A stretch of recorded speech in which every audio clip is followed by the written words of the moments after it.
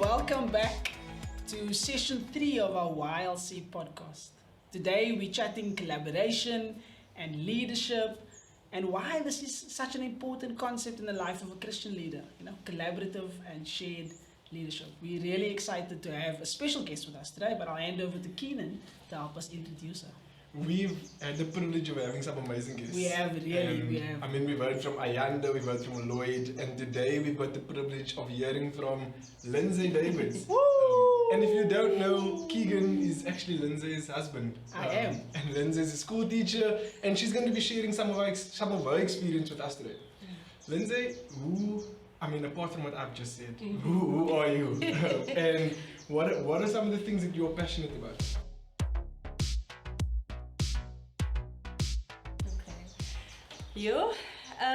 I always think of myself as a bit of a gypsy because I like to move. I don't like to be steady in one place, and that can be mentally, physically. I think that's important to me to move because that's what brings growth in my life. If I think of an element, I would describe myself as water.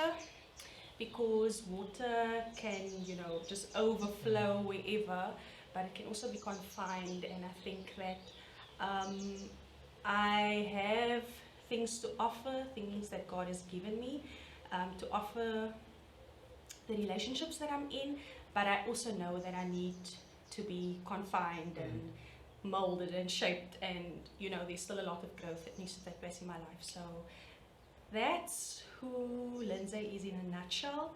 Things that I love and passionate about is animals, children, food, books, music, dancing, and spending time with Keegan and friends. Wow. As you can see, Lindsay goes deep very, very quickly. I think a lot of my leadership over the last, we know each other for a very long time. Yeah. Has been formed and shaped by some of the ideas that Lindsay has about leadership.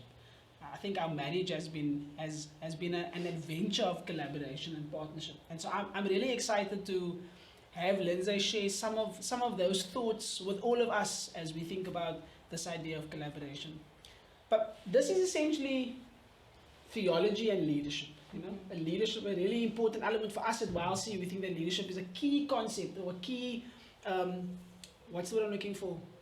Piece of the work in building society. How would you define what leadership is?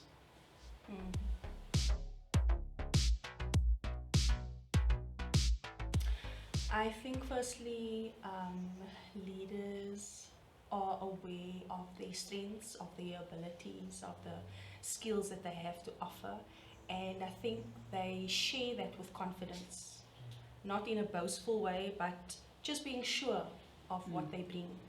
I also think that leadership entails being able to identify and vocalize your limitations, because that actually opens up a doorway for collaboration, which I know we'll talk about a bit more.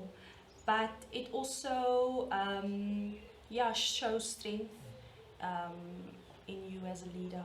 So for me, those would be a few important values that leaders, or leadership should encompass. You mentioned two things that kind of stood out as you were speaking. You spoke about this idea of sharing, and then you said this word collaboration. And I've had the privilege of kind of watching you from a distance for the past few years, and in the different spaces that you were leading, I've never seen you lead alone. And so what is it about this idea of sharing and collaborating that you were drawn to?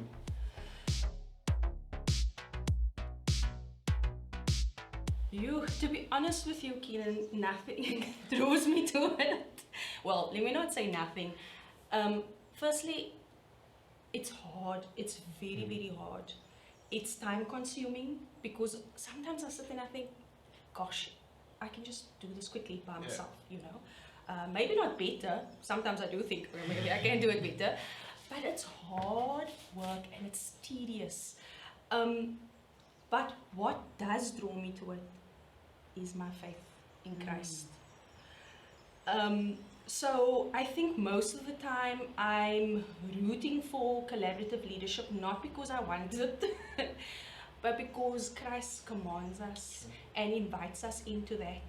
And I mean, we see it in the Trinity.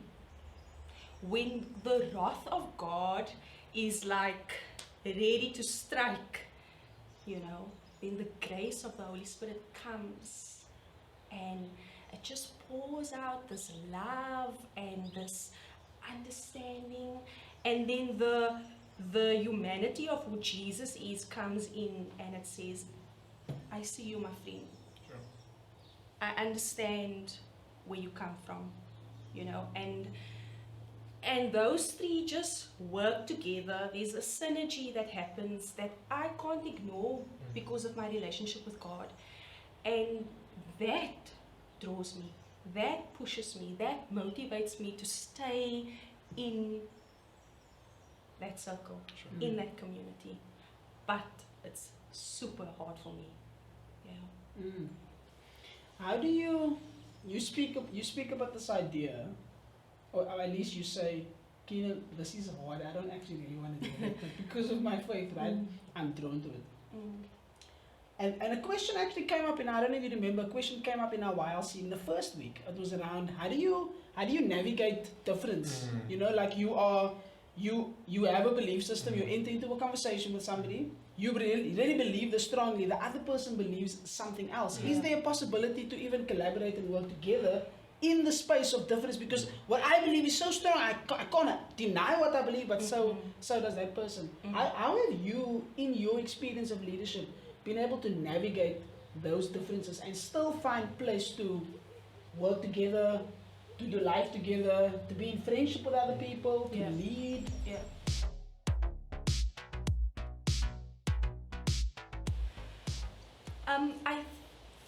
What's important for me is establishing the commitment levels from the people that I'm leading with. Even though we have maybe different theological opinions or ideologies or whatever, if I feel secure in the commitment from the people that I'm leading with, that they are in this with me for this particular cause, then that allows me to drop my guard. Because I then feel trusted, but I also feel like I can trust them. And so when disagreements come up, or difference of opinion or whatever, I know that I can share honestly what I'm thinking and feeling, and they can do the same. But this is not gonna sever this relationship, because we have committed to this cause or whatever, you know. And so that helps me, to navigate those relationships.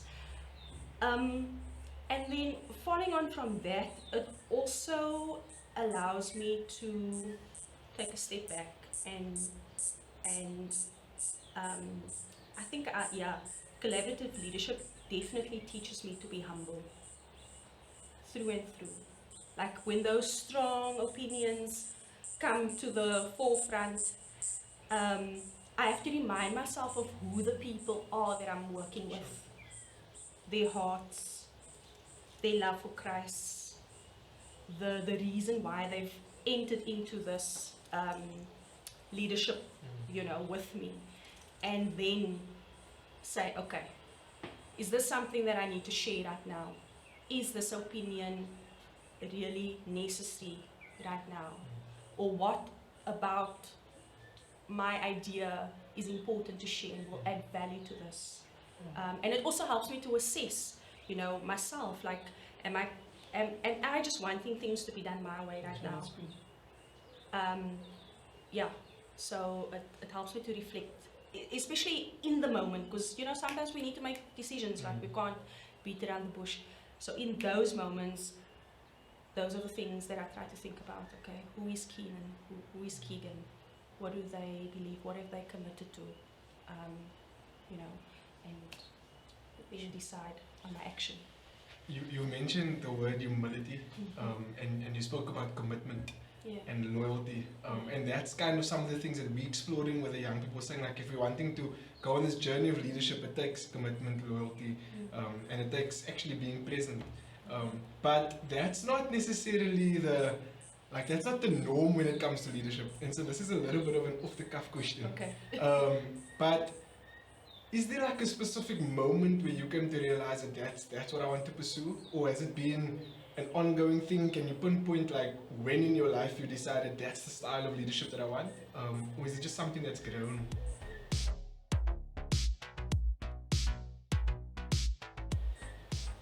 I've never given that thought. I think a large part of it's got to do with my personality. That I think I'm generally flexible, or at least I desire to be. I also desire to be, adaptable and interruptible. And those are values that we try to have in our relationship, And so I think that has shaped my responses and has formed me. I'm thinking about that question right now, so that's my initial answer to it. Because I know so often, I mean, even for myself, we think that there needs to be like a specific moment, like there's a switch. But just listening to you talk sounds like it's been more of a journey and it's been more of a growing experience. I like why you also say that it's not easy. No. And so the recognition that actually to push into collaboration is not the easiest option. Or fun. This is not funsies. No. Like this is serious. This is serious. Depending on what it is you're doing, and I mean in the context of youth ministry and theology, like this is serious. So You spoke a bit about the Trinity, you spoke, I mean, it sounds like a large part of your outlook on life is shaped by your faith. Yeah. And even though some things seem really difficult or hard to do, like this relationship you have with Jesus keeps calling you back to those things that make you uncomfortable and stuff. But if you look at the life of Jesus, the story that we all invited to, like what are some of the things, like the practical things that you see in the life of Jesus that almost help us to get an idea of the things you're talking about, like humility and presence, a keen mention, there's sort of like some of these, what's the word I'm looking for, elements of collaborative leadership that come out in the life of Jesus. And I don't know if you could just help us to sort of unpack that a bit.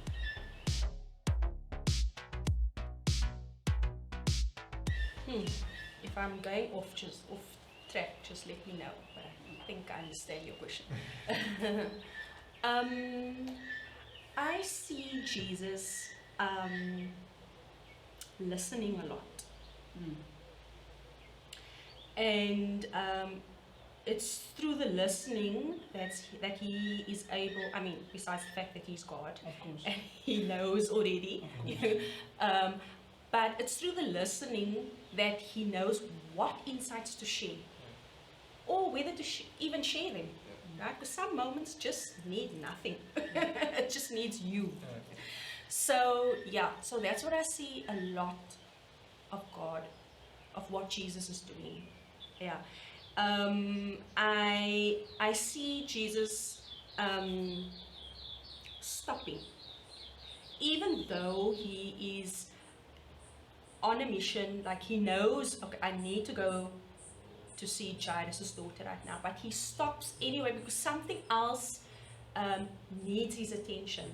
And as leaders, things happen like all the time. You focus on, this is the project we want to do, or this is the program we want to follow, but it's not stagnant, it's not static, right?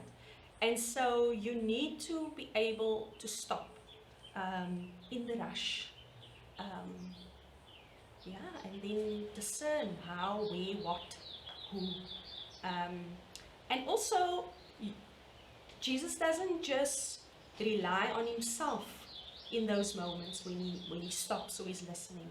You know, he's got his disciples that he will draw in.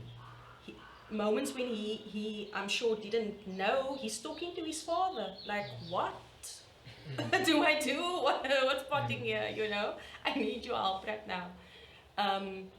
And that's what Jesus does. I think the speed at which Jesus operates, I don't have the English vocabulary to describe it, but it seems there's a steadiness to it that he maintains to help him. And I think for me as a leader, that steadiness in my life right now is, what information am I allowing into my life when I'm on social media?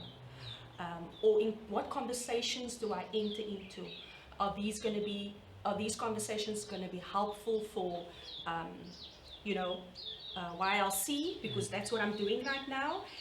Or is it actually just going to be information overload, and then it warps my thinking and just actually damages what I'm trying to do?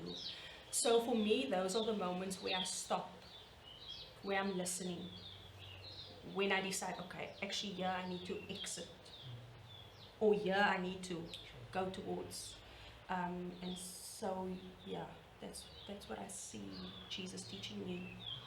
Yeah, it strikes me that like collaborative leadership requires a lot of recognition. You know, I guess you can't really do that without Christ, you know, and the presence of God in your life. But it sounds like it requires a lot of recognition. Your own biases requires you to recognize your own faults, your limitations, your weaknesses, like you said. The acknowledgement that you need people with you, that you can't do this by yourself. I mean, repentance, I know somebody once said about collaboration, like if you want to lead, you have to realize that you're going to have to say sorry regularly, and just say sorry, because none of us are perfect. But yeah, thank you for sharing those. I also really like how you spoke about almost Jesus' movements and where he stopped and where he didn't stop, and where he leaned in and where he didn't. And we've been looking at the movements of Jesus on the course as part of our devotion, partly because we want to explore what is Jesus doing, but also because we want to ask the question, what does it mean for us here today in the life that we're living as leaders across the city? What can we learn from the movements of Jesus? And so we quite like overtly focused on forming leaders for Cape Town.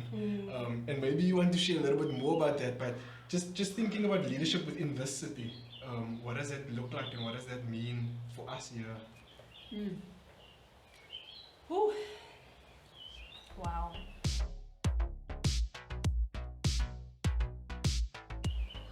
We're in a bit of a poop storm here in Cape Town. Can you put subtitles? That's what this means.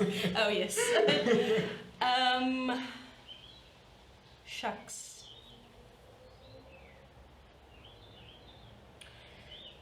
I don't know, this makes me think of the conversation we were having last night, and being able to identify power. I think if we as leaders can read power in society and in our daily lives, it will be really helpful to transform our city. I was saying to Keeks last night that power is about perception.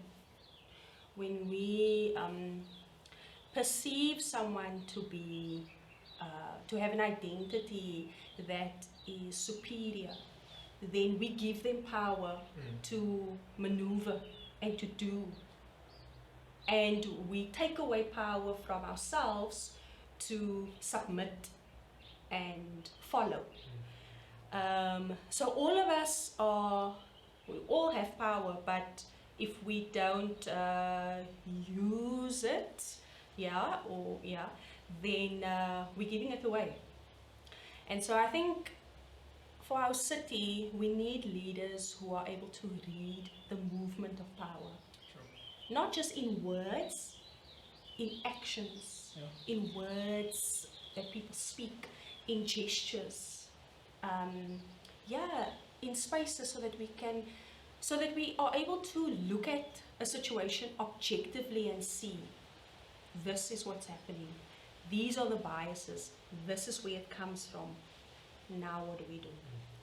Because we are going to end up in our city, we will continue to play the blaming game and the, one team against the next, because that's what we do. We rally towards one side and the other side, and then that difference is what causes the problem, But actually, when I go to this side, these are the people that I infringe on their freedom. And these are the ways that I infringe on their freedoms. Because oppression is very subtle in our city. But it's brutal. And so we need to be able to see what's happening in front of us, so that we can do less of blaming and more of transforming and healing and the stuff that Jesus died for. Yeah. Sure. Because we're hurting each other. Yeah. Sure.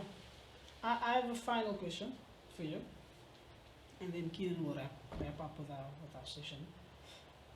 Like, because I obviously married you, I hear all the stories you come home with about your kids, right? And the way in which you manage your classroom. Now, I've often joked with you that I wish I had a teacher like you when I was growing up. No, I love all my teachers that I ever had. If you're watching this, I love you. You're an amazing teacher.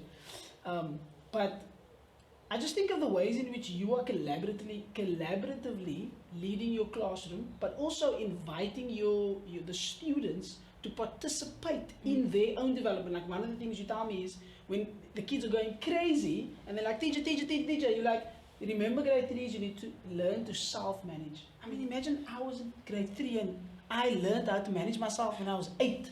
I must be an amazing adult right now. Do you know what I'm saying? And so, like, what are some of the ways in which you are seeing that happen and being formed in the lives of those 8-year-olds that I think is going to end up impacting the way societies run, the way in which we understand faith, and the way in which people come into love and relationship with Jesus? Just some practical tips for us. Today we were reading a story, Diary of the Wimpy Kid, and I can't remember the exact scene, but Rowley, who's the main character, he shares about how, I think it was his dad or someone, they don't trust him, or they always think he doesn't know what he's doing because he's young. And then I stop mid-sentence and I say, is that true, grade 3s? And they're like, yes, especially my parents. And, so it's in moments like that where I want to draw things out that happens in life, and then we talk about it. So, like, is it true that children can't be trusted? Is it true that children don't know and adults know more? Or, in the classroom, when a child corrects me and says, but teacher, yesterday you told us we could do this and now today you're changing your mind. In that moment, I have to admit, and I say, you're right. And I'm sorry. And I mean, you get trained as a teacher to present yourself in a certain way. But is that thing about power you're talking about? I need to read the power in the room, because I have a lot of power there, and they do and will do everything I say and everything I do. And so as much as I have to change my perception of who they are to allow them to lead with me, I also have to facilitate and help them change their perception of who I am and who they think they are. Because I work in Mitchell's Plain, so there's all the stereotypes that go with that. I don't know how many of them are walking around with those stereotypes and believing those things. And sometimes they do look at me weird, like, why would you allow us to do this? Or they would question why, just tell us, kind of thing. But yeah, in that space, I have to be aware of the power that I carry, and then in our daily conversations, in the activities that we do, I try to draw out things. The other day, we also read a story And the princess was, you know, your typical white, blonde hair, blue-eyed. And then one of the girls said, do you have to have white skin with blonde hair and blue eyes to be a princess? And then the conversation started. So now we unravel those things in the classroom. Together, yes. Sure. I mean, I'm also wishing that I had a teacher. But Again, not easy, but yeah, necessary. You've given us so much to think about. What I like most is that you've given us so many like practical things that we can begin to implement now already as we think about our own leadership journeys. So thank you for sharing your journey with us. Thank you for sharing your life with us. Thank you for inviting us into your classroom. I think that's really cool. And thank you for watching. I feel like I need to go and watch this again just to kind of get some of the things that you shared with us. But this was podcast number 3. Thank you so much for joining us. Look forward to the next one. We've got 2 more lined up in this kind of series of podcasts. And then next year we start afresh with some new guests. So thank you so much for joining us and see you soon.